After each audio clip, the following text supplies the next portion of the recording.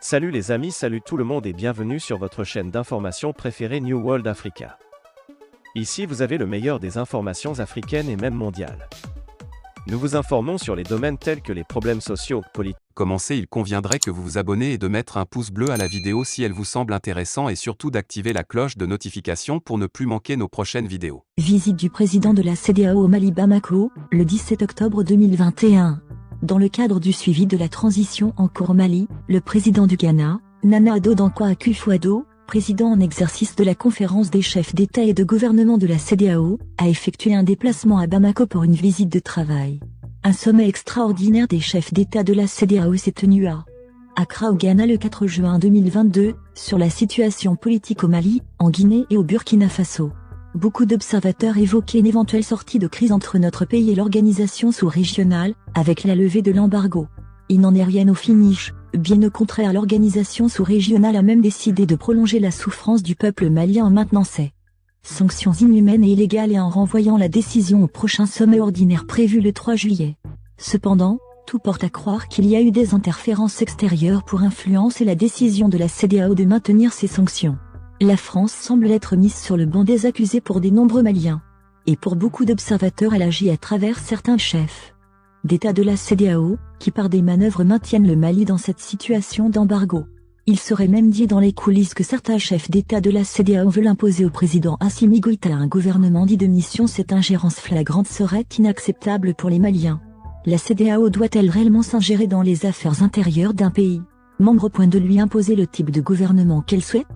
Le Mali finira-t-il par claquer la porte de l'organisation sous-régionale? Le sommet du 4 juin était celui de tous les espoirs pour le peuple malien, mais malheureusement il a été la plus grande déception, car l'embargo n'a pas été levé. Aucun compromis n'a été trouvé entre le gouvernement de la transition et la CEDEAO, prolongeant ainsi la souffrance du peuple malien. C'est dans cette atmosphère délétère que le gouvernement de transition a pris ses responsabilités sans se référer à la CEDEAO pour fixer le délai de la transition à 24 mois. Cet acte qui ne fait ni l'unanimité au sein de la classe politique malienne, encore moins au sein de la société civile, a fait l'effet d'une bombe au sein des pays de la CEDEAO, qui, à travers un communiqué, ont dit regretter cet acte qui est posé au moment où un compromis est sur le point d'être trouvé. Alors que pour le gouvernement de la transition la CEDEAO est de mauvaise foi et elle semble être manipulée par des puissances extra-régionales. Alors pourquoi compter sur une telle organisation?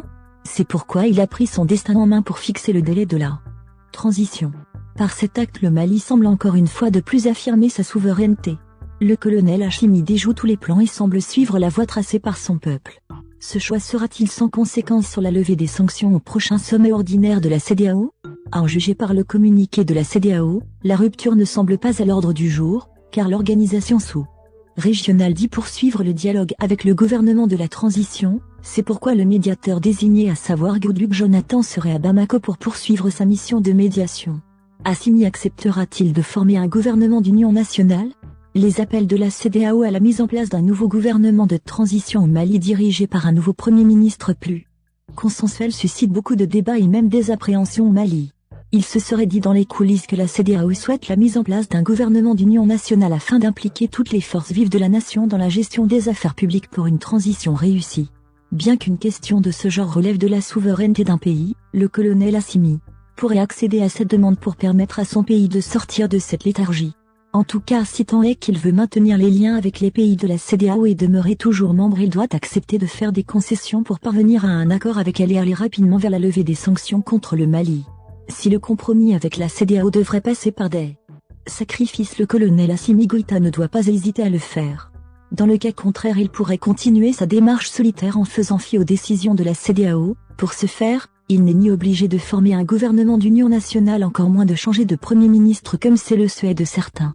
Pour les partisans de l'actuel Premier ministre, il est le dirigeant politique malien qui a le plus porté le brassard de capitaine pour critiquer la politique française au Mali.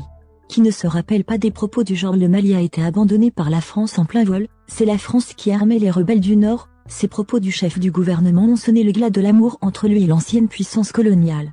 Aujourd'hui la question de gouvernement d'union nationale suscite une telle polémique dans le pays, qu'elle fait naître le sentiment d'un nationalisme ambiant et qui fait des vagues, tant le peuple malien tient à défendre à tout prix sa souveraineté.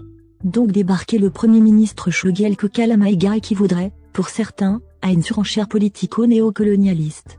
En définitive, la CEDEAO est loin des objectifs qui ont motivé sa création. Elle réduit son rôle d'intégration des peuples dans le bâillonnement des aspirations des peuples et cela dans l'illégalité totale.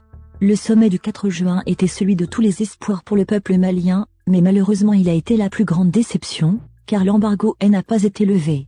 Aucun compromis n'a été trouvé entre le gouvernement de la transition et la CEDEAO, prolongeant ainsi la souffrance du peuple malien. C'est dans cette atmosphère délétère que le gouvernement de transition a pris ses responsabilités sans se référer à la CEDEAO pour fixer le délai de la transition à 24 mois. Cet acte qui ne fait ni l'unanimité au sein de la classe politique malienne, encore moins au sein de la société civile, a fait l'effet d'une bombe au sein des pays de la CEDEAO qui, à travers un communiqué, ont dit regretter cet acte qui est posé au moment où un compromis est sur le point d'être trouvé. Alors que pour le gouvernement de la transition la CEDEAO est de mauvaise foi et elle semble être manipulée par des puissances extra-régionales. Alors pourquoi compter sur une telle organisation? C'est pourquoi il a pris son destin en main pour fixer le délai de la transition. Par cet acte le Mali semble encore une fois de plus affirmer sa souveraineté. Le colonel Hachimi déjoue tous les plans et semble suivre la voie tracée par son peuple. Ce choix sera-t-il sans conséquence sur la levée des sanctions au prochain sommet ordinaire de la CEDEAO? À en juger par le communiqué de la CEDEAO, la rupture ne semble pas à l'ordre du jour, car l'organisation sous-régionale dit poursuivre le dialogue avec le gouvernement de la transition. C'est pourquoi le médiateur désigné, à savoir Goodluck Jonathan, serait à Bamako pour poursuivre sa mission de médiation. Assimi acceptera-t-il de former un gouvernement